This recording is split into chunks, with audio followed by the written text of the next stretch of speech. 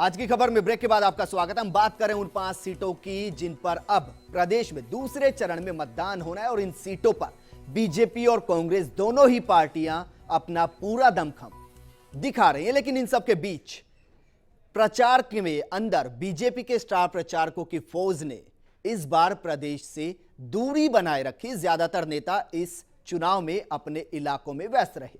मध्य प्रदेश में नरेंद्र मोदी और राजनाथ सिंह को छोड़ दिया जाए तो कोई बड़ा नेता मध्य प्रदेश में नजर नहीं आया। जरा देखिए। लोकसभा चुनाव के प्रचार में इस बार भाजपा के शीर्ष नेताओं ने राजस्थान का रुख कम ही किया।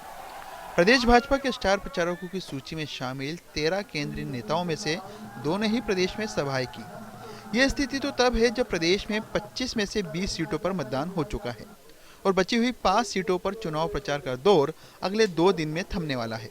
ऐसे में विधानसभा चुनाव में भाजपा को मिली ऐतिहासिक जीत के बाद शीर्ष नेतृत्व मिशन 25 को लेकर बेफिक्र लग रहा है।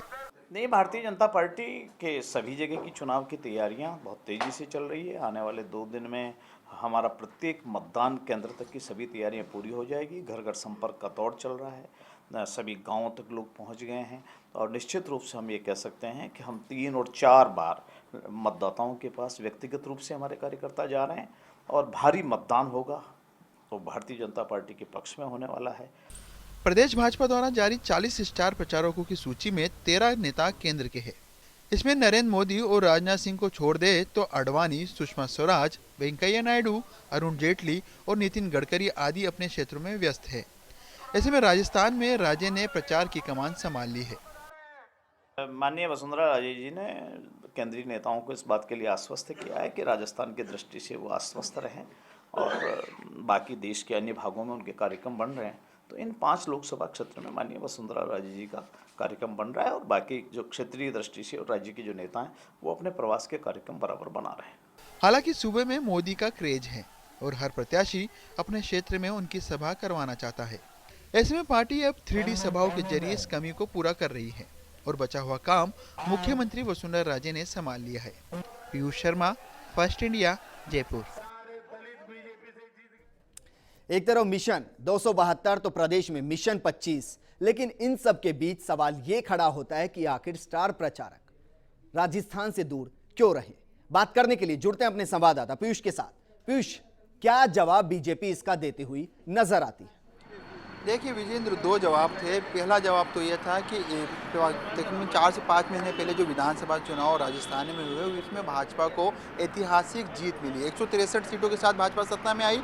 ये ऐसी जीत थी जिसकी कल्पना कभी किसी ने की नहीं थी और इसका नेतृत्व करा था वसुंधरा राजे ने। तो ऐसे में वसुंधरा राजे के जिम्मे ही पूरी कमान संभाल दी गई है। क्योंकि शीर्ष नेतृत्व की यहाँ तक बात की जाए, क्योंकि 13 ऐसे नेता थे जिनको भाजपा ने, प्रदेश भाजपा ने स्टार प्रचारकों की सूची में शामिल किया था। लेकिन एकमात्र राजनाथ सिंह और नरेंद्र मोदी ने यहाँ सभाएं की। जहाँ तक बात की जाए वो भी 20 सीटें थी, जिसमें से 5 सीटों पे नरेंद्र मोदी ने और 2 सीटों पे राजनाथ सिंह ने सभा की। 5 सीटों पर मतदान होना बाकी है, लेकिन वहाँ फिलहाल अब तक किसी भी शीर्ष नेतृत्व का, शीर्ष नेता का कोई कार्यक्रम अभी फिलहाल नहीं बना है। पीयूष, क्या बीजेपी को लगता है कि मोदी और राजे के नाम के सामने प्रदेश में तमाम नाम बेकार हैं और यही प्रोडक्ट्स वो हैं जिनके दम पर सत्ता तक पहुंचा जा सकता है? बिल्कुल सही कहा आपने। डिमांड नरेंद्र मोदी की है कि हर प्रत्याशी चाहता है कि नरेंद्र मोदी की सभा उनके इलाके में हो, उनके क्षेत्र में हो। लेकिन ये संभव नहीं, क्योंकि नरेंद्र मोदी पूरे देश भर में सभाएं कर रहे हैं और खुद भी 2 जगह से चुनाव लड़ रहे हैं। जहाँ तक पूरी कमान की बात है, क्योंकि शीर्ष नेतृत्व की ओर से हरी झंडी मिली है मुख्यमंत्री वसुंधरा राजे को, और वसुंधरा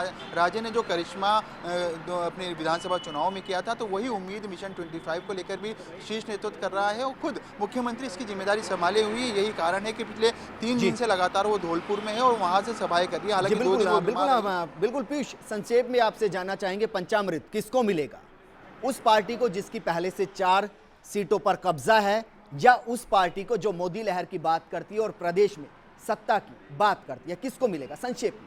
देखिए, संक्षेप में बिल्कुल सही बात है विजेंद्र की। पंचामृत की जहाँ तक आप बात कर रहे हैं, जिसके पास 4 सीटें हैं, वो सीटें चूँकि विधानसभा चुनाव अभी ज़्यादा टाइम हुआ नहीं, वो लहर जा चुकी है, कांग्रेस के सुपड़ा साफ हो चुका है राजस्थान में विधानसभा सीटों की कभी बात की जाए। वही स्थिति लोकसभा चुनाव में भी नजर आ रही है। हालांकि ये जो 5 सीटों की आप बात कर रहे हैं, 3 पे भाजपा की स्थिति काफ़ी कमजोर है, या फिर बोलेंगे कि कांटे का मुकाबला है, चाहे वो दौसा है या करौली, धौलपुर हो या फिर भरतपुर हो। हालांकि विधानसभा चुनाव में करिश्माई जीत हासिल करी थी और अधिकतर में कभी देखा है इन लोकसभा सीटों में आने वाली विधानसभा में वहाँ पर भाजपा का कब्जा है। लेकिन कहीं ना कहीं उम्मीदवार नए हैं या फिर कहीं ना कहीं खींचतान अंदर चल रही है या फिर बाहरी जो कि तीसरी शक्ति है बिल्कुल वहाँ पीयूष, पर। कुल मिलाकर कहना चाहते हैं कि पंचामृत की राह आसान नहीं है, दोनों ही पार्टियों को इस पर जद्दोजहद करनी पड़ेगी। शुक्रिया हमारे साथ जुड़ने के लिए। अब बात करते हैं प्रदेश की सीएम राजे ने आज तूफानी दौरा शुरू कर दिया। दौरा तूफानी इसलिए क्योंकि एक दिन में 4 लोकसभा में जनसभा करने का लक्ष्य है। साथ ही मिशन 25 फतह करना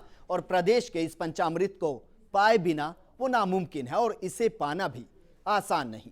तभी तो ना सिर्फ राजे खुद मंथन कर रही है बल्कि बीजेपी के सेनापति, मंत्री और संतरी सब ने इन्हीं सीटों पर डेरा डाल जोर लगाना शुरू कर दिया है, क्योंकि जिसकी तरफ से जितना ज्यादा जोर लगाया जाएगा पंचामृत मिलने का मौका उसी का ज्यादा होगा। राजे ने आज पहले भरतपुर के डीग में सभा की, इसके बाद अलवर के बड़ौदा में लोगों के बीच गई, यहां से फिर करौली के कंजोली में अपना समर्थन बढ़ाने की कोशिश की, क्योंकि जितना समर्थन ज्यादा मिलेगा मंथन उतना उनके पक्ष में होगा। इसके बाद दौसा के सिकंदरा में भी सभा को संबोधित कर पंचामृत को प्राप्त करने का तूफानी मंथन जारी रखा।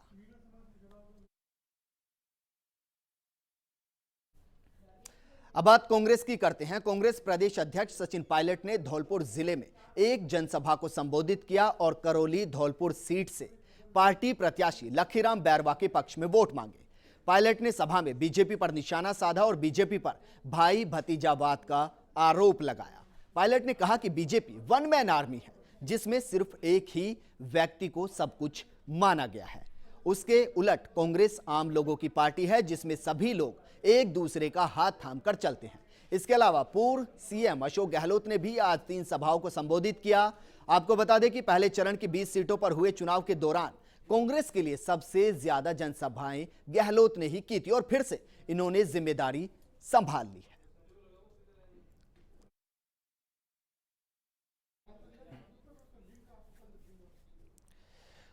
और आज धौलपुर के अंदर राजनीति का पारा चरम पर रहा। जानने के लिए जुड़ते हैं अपने संवाददाता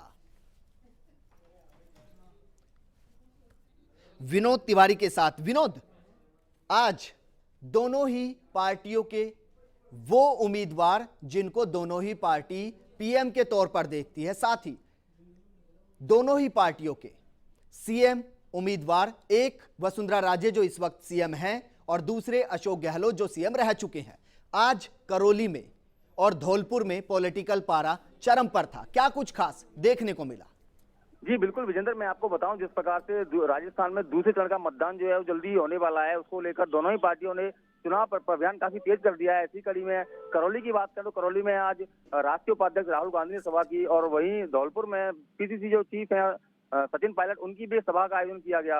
वहीं भाजपा की अपन बात करें तो भाजपा की महिला प्रदेश अध्यक्ष सुमन शर्मा ने भी एक मतलब जनसंपर्क किया और लोगों से भाजपा के पक्ष में वोट डालने की अपील की। वहीं जैसे जैसे चुनाव नजदीक आ रहा है तो दोनों ही पार्टियां कोई किसी प्रकार की कमी नहीं छोड़ना चाह रही हैं और प्रचार अभियान को और तेज करते जा रहे हैं। जी विजेंद्र। जी बिल्कुल विनोद, शुक्रिया तमाम जानकारी के लिए। कुल मिलाकर 5 सीटों पर पंचामृत पाना दोनों ही पार्टियों के लिए बेहद मुश्किल है और इसका अंदाजा आप इससे लगा सकते हैं। आज इन 5 सीटों पर बीजेपी की तरफ से 9 सभाएं की गई, 4 सभाएं राजे ने की, 5 मोदी ने 3D अवतार के जरिए की। इसके अलावा पार्टी के मंत्री, विधायक और कार्यकर्ता इन 5 सीटों पर डेरा डाले हुए हैं। इसके अलावा कांग्रेस की बात करें तो गहलोत की आज 3 सभाएं रही, वहीं सचिन पायलट ने 4 सभाओं को संबोधित किया। यानी 5 सीटों पर दोनों पार्टियों की 16 सभाएं हुई, वो भी एक दिन में। इसी से अंदाजा लगाया जा सकता है कि ये सीटें दोनों ही पार्टियों के लिए कितनी जरूरी है।